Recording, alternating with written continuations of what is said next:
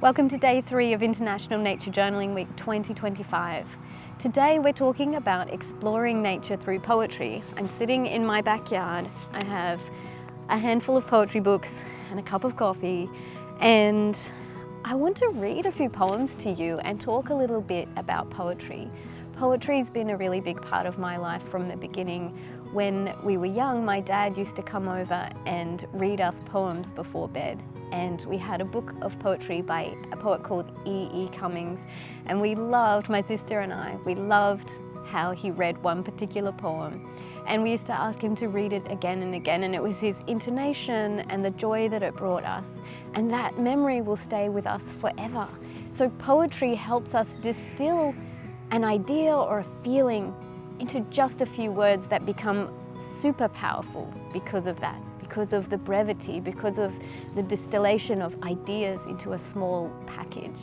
And sometimes it helps us integrate and understand something that we couldn't have understood if it wasn't for that exact collection of words at that exact time. So I want to read a few poems and then we can talk about how we're going to tackle this subject today.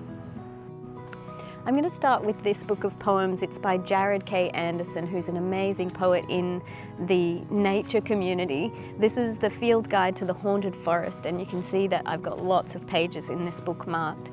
But I want to read this poem. It's called The Big Bang, and it's talking about us and the absurdity and brilliance of humans.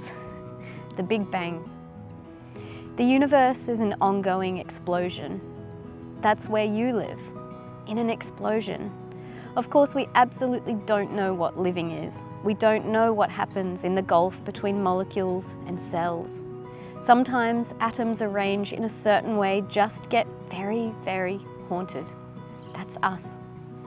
When an explosion explodes hard enough, dust wakes up and thinks about itself, and then writes about it. It's raining. I'm out of the rain now, and I'm disappointed because I wanted to read you some poems about gardens in my garden. But instead, I'm going to read some poems here where it's dry. I always go for poems about gardens and nature and about connection. This is a book called The Path to Kindness, Poems of Connection and Joy.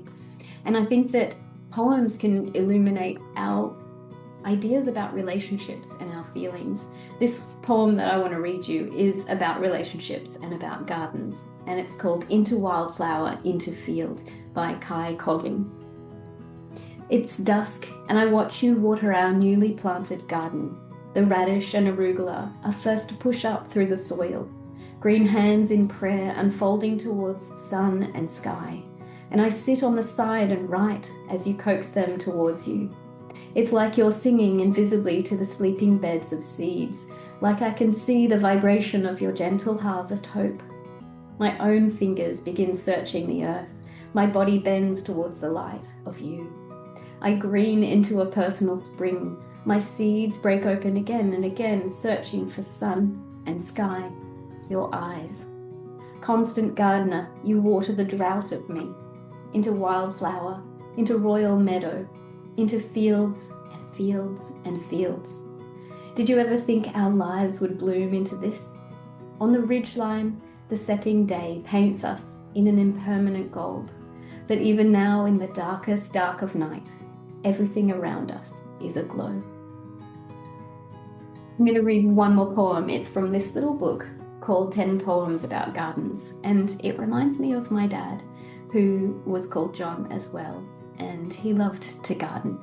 It's called Vespers. I don't wonder where you are anymore. You're in the garden. You're where John is, in the dirt, abstracted, holding his green trowel. This is how he gardens. 15 minutes of intense effort, 15 minutes of ecstatic contemplation. Sometimes I work beside him, doing the shade chores, weeding, thinning the lettuces. Sometimes I watch from the porch near the upper garden until twilight makes lamps of the first lilies. All this time, peace never leaves him, but it rushes through me, not as sustenance the flower holds, but like bright light through the bare trees. That one's by Louise Gluck. So, poetry. It can be a little intimidating to write poems if it's not something you do every day. The more you read poetry, the more it sinks into you and the more natural it will be to write your own poetry. But if you're starting out or if you need some more practice, we have a pre-recorded workshop by poet Emily Ligren that was recorded back in 2021 for International Nature Journaling Week.